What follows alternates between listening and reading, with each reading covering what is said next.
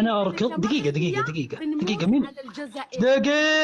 دقيقة لا تاخذينا بالصوت، تراي أنا مطول بالي عليك شوي.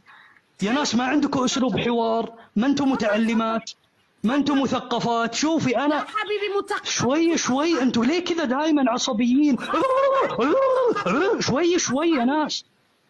يا شيخة بنات ليل نصكم، يلا بس لا تنزلها زاكي، والله ما تنزلها.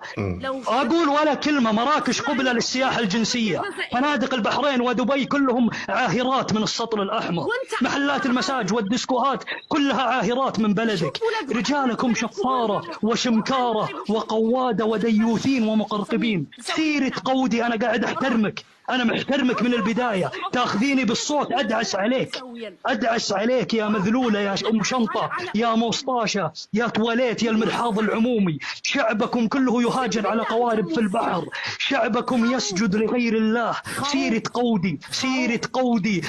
قودي يا مرحاض عمومي. الرجال يتبولون عليكم، سعر بنت السطل الأحمر 100 ريال. يلا يا المرحاض، هو واخوتي اخواتاتي عتقوني، اخوتي اخواتاتي راجل يتكرفس علي. وعباد الله كان ناشد سيدي، وعباد الله كان بيع كليتي، وعباد الله كان بيع مبيضي، وعباد الله كان شقق ثيابي، وعباد الله يا سيدي السواعدة تكرفسوا علي.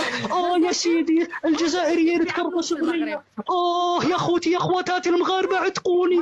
وعباد الله اويلي. سيرة قودي طب امك يا بنت السطر الاحمر، يا بنت بوسبير، يا خدامة، يا قوادة، يا ديوثة، يا بنت الليل، يا بنت روتين اليومي، يا شيخة راكس، يا فتيحة روتين اليومي، يا نادية المراكشية، يا هيام ستار. تفو عليكم عاهرات بنات ليل، لا شرف لا أخلاق، تصدرون بناتكم لدول الخليج وتركيا لإنعاش الاقتصاد في بلدكم.